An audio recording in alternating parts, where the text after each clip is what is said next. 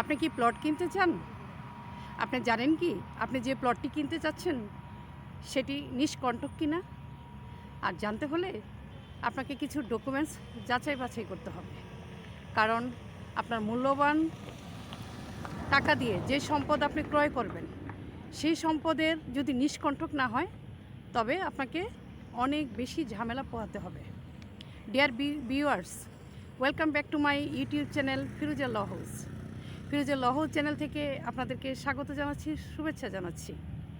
আমার ল হাউজের এই আয়োজন যদি আপনাদের ভালো লাগে অবশ্যই আমার চ্যানেলটিকে সাবস্ক্রাইব করবেন, লাইক দেবেন, কমেন্ট করবেন, শেয়ার করবেন।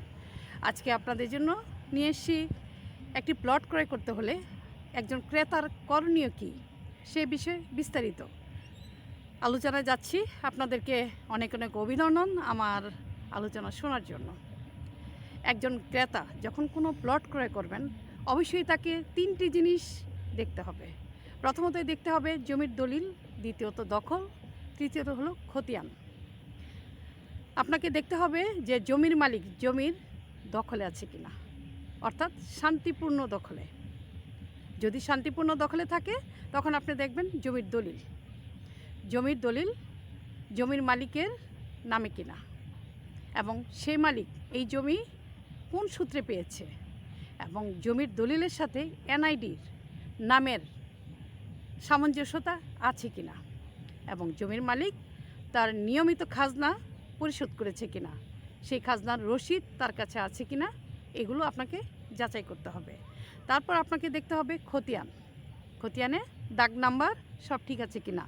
আপনি যদি প্লটটি কিনেন 5%, আপনাকে দেখতে হবে দাগ নাম্বারে 5% আছে কিনা এবং আপনার যে মালিকের কাছ থেকে আপনি ক্রয় করবেন সেই মালিক 5% খাজনা নিয়মিত প্রদান করেছে কিনা। এইসব যখন দেখা হবে তখন আপনাকে যেতে হবে যে জমির যে মালিক পূর্বে কার কাছ থেকে ক্রয় করেছে, এটাকে বলে বায়া দলিল। ওনার পূর্বে উনি কি উত্তরাধিকার সূত্রে পেয়েছেন নাকি উনি পেয়েছেন কিনেছেন, এগুলো আপনাকে দেখতে হবে। দেখতে হবে জমির মালিক এই জমিটি কিভাবে রেজিস্ট্রি করেছে, হেবা দলিলের মাধ্যমে, ওসিয়তের মাধ্যমে না দান সত্ত্বের মাধ্যমে। এই সব কিছু আপনাকে চেক করতে হবে। আর পূর্বের জমির মালিকের পূর্বে যে দলিলটি যাদের কাছ থেকে উনি ক্রয় করেছিলেন তারা কারা ছিলেন, তারা কি তার আত্মীয় স্বজন ছিলেন, তার বাবা মা বা অন্য কোনো সূত্রে উনি প্রাপ্ত হয়েছিলেন, দেখতে হবে।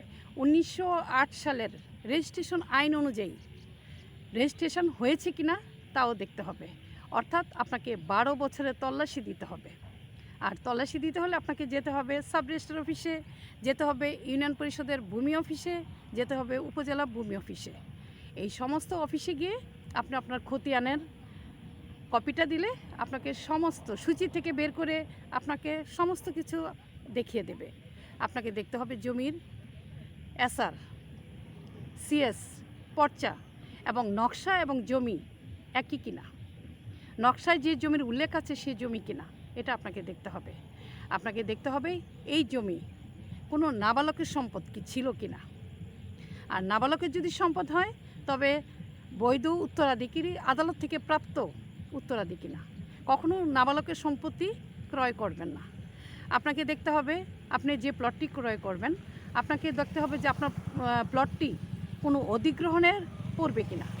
যদি অধিগ্রহণে পড়ে তবে আপনি সেই প্লটটি ক্রয় করবেন না। আপনাকে যাচাই করতে হবে জমির মালিক তার যে দলিল দিয়েছে সেই দলিল দিয়ে আপনাকে যাচাই করতে হবে জমির নামে কোনো ধরনের ব্যাংক লোন আছে কিনা অথবা জমি কাউকে দান করেছে কিনা, সেটাও আপনাকে যাচাই করতে হবে। আর সেই সব যাচাই আপনি ভূমি অফিসে গিয়ে করতে পারেন। আপনি যদি কোনো আদিবাসী প্লট ক্রয় করেন অবশ্যই আপনি এসিলেন্টের পারমিশন নিয়ে আপনি ক্রয় করতে পারবেন, কিন্তু আপনি রেল মন্ত্রণালয়ের কোনো প্লট ক্রয় করতে পারবেন না। আপনি বন মন্ত্রণালয়ের কোনো প্লটও আপনি ক্রয় করতে পারবেন না। আপনি ক্রয় করতে পারবেন না যে জমিতে মামলা চলমান আছে। এমনও হতে পারে কোনো জমিতে ডিগ্রি জারি হয়েছে, আপনি কি সে প্লট ক্রয় করবেন? নিশ্চয়ই নয়। জমিতে দেওয়ানি মামলা চলমান, আপনি কি সেই জমি ক্রয় করবেন? নিশ্চয়ই করবেন না। কারণ সেই জমি যদি আপনি ক্রয় করেন তবে সেটি নিষ্কণ্টক হবে না। আপনি এত কষ্ট করে টাকা উপার্জন করেছেন, সে টাকা দিয়ে আপনি একটি জমি ক্রয় করবেন, আপনার পরবর্তী বংশ